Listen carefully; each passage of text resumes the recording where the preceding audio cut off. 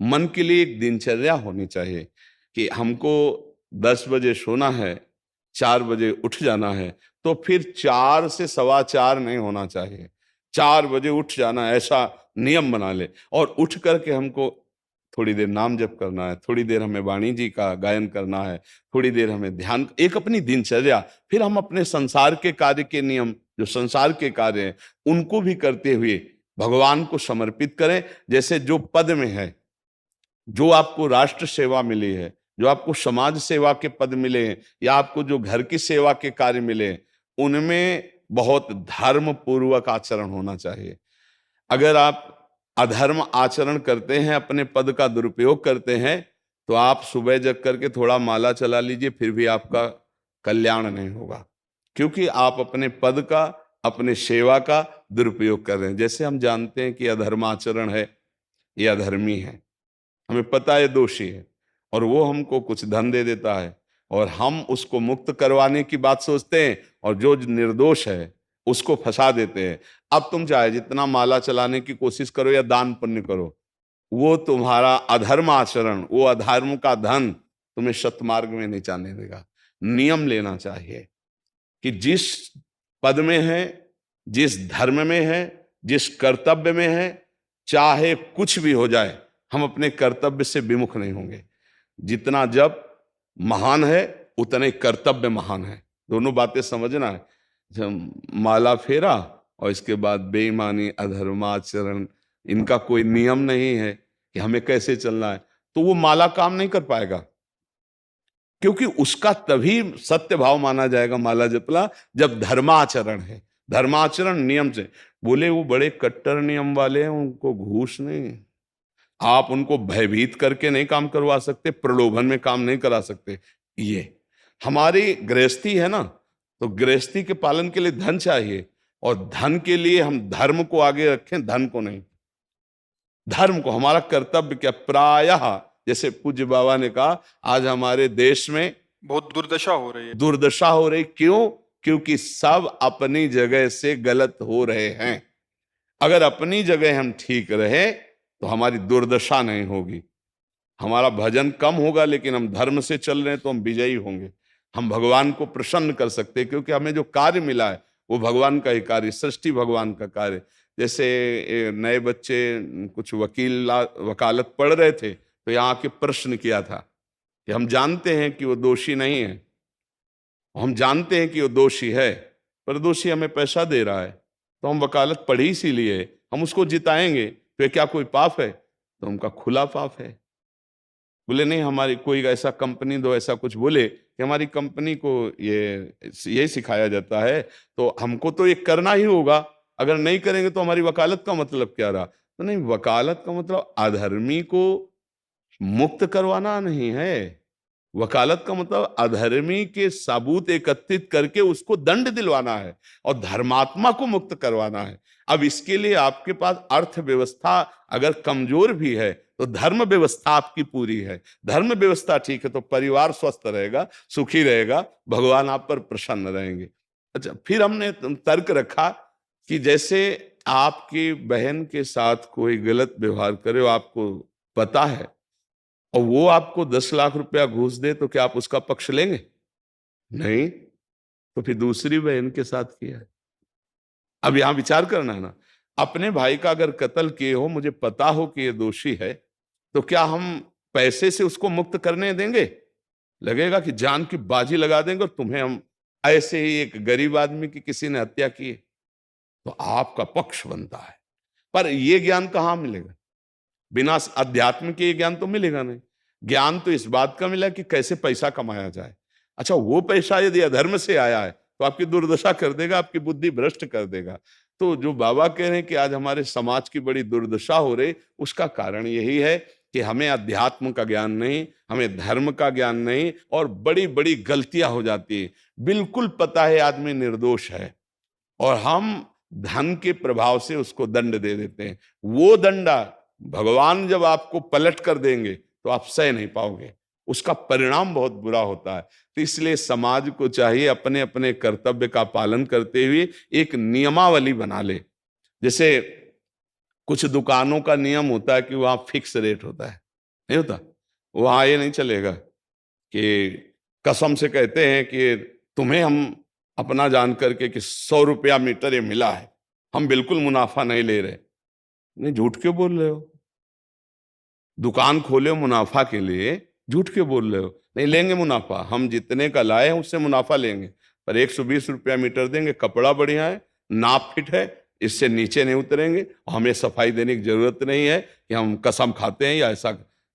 हम जानते हो ये बिजली है, दुकान है, नौकर लगे हैं, तो इसका मुनाफा लेने के लिए दुकान खोलें, कोई दान करने के लिए तो नहीं। तो सबको पता है मुनाफा लेगा, लेकिन एक फिक्स दाम, उसे 10-20 रुपया का मुनाफा लेकर के हम उसको बेच रहे हैं। लेकिन झूठ क्यों बोले? बोले झूठ के बिना धंधा नहीं चलता। नहीं, ऐसा नहीं है।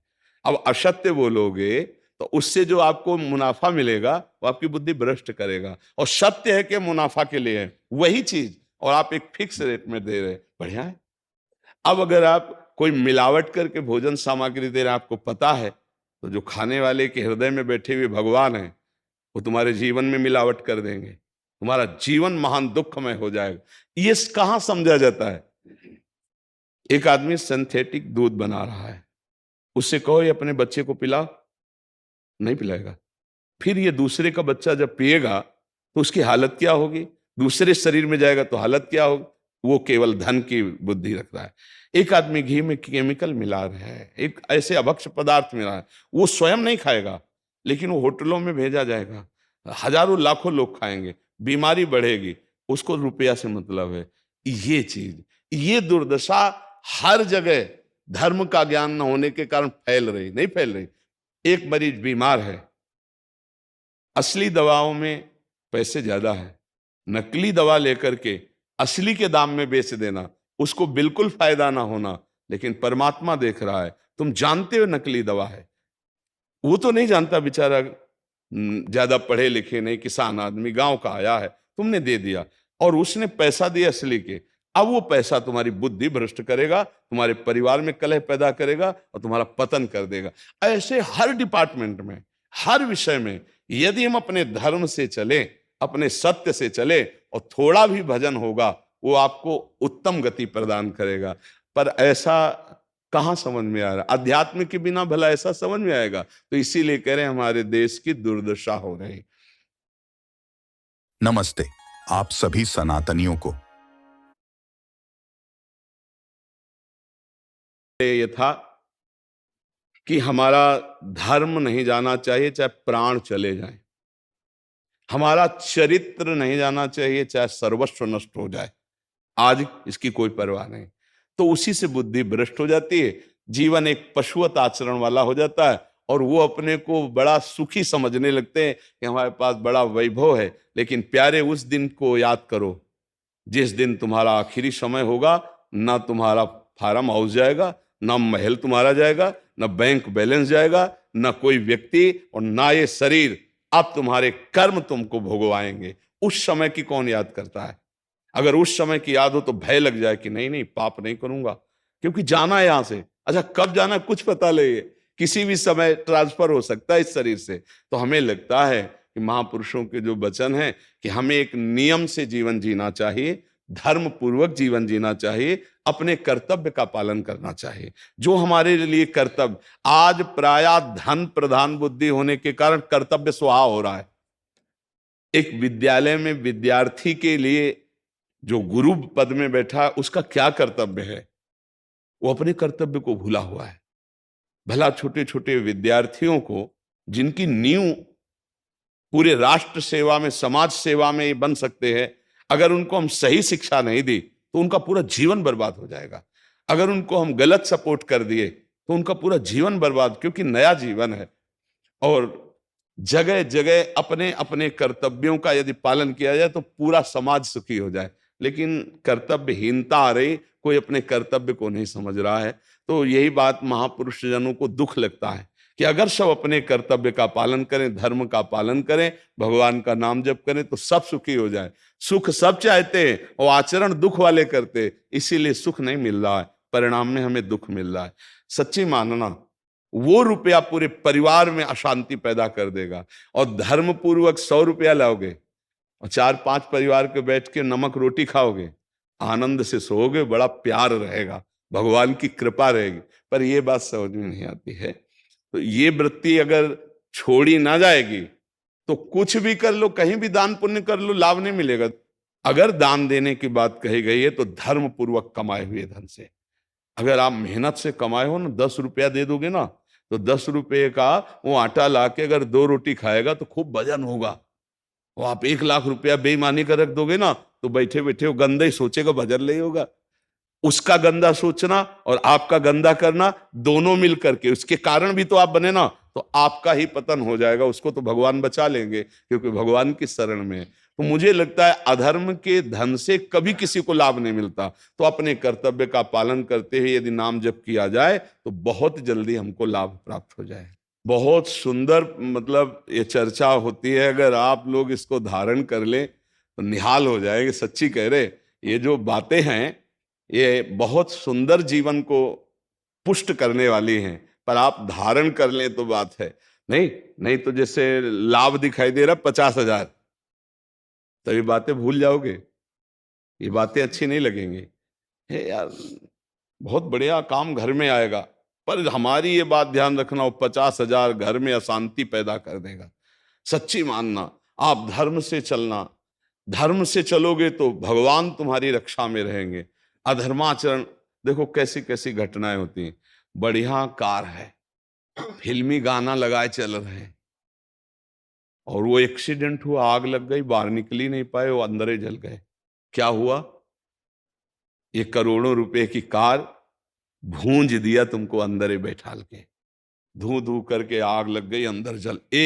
ऐसे जलना चाहते हो, या भगवान के आनंद में चिंतन करके शरीर छूटे हो, फिर दाह संस्कार हो ऐसे कि सब लोग भगवान के नाम का कीर्तन करते ही जा रहे, फिर आपका अंतिम संस्कार वहां जीवित जल गए?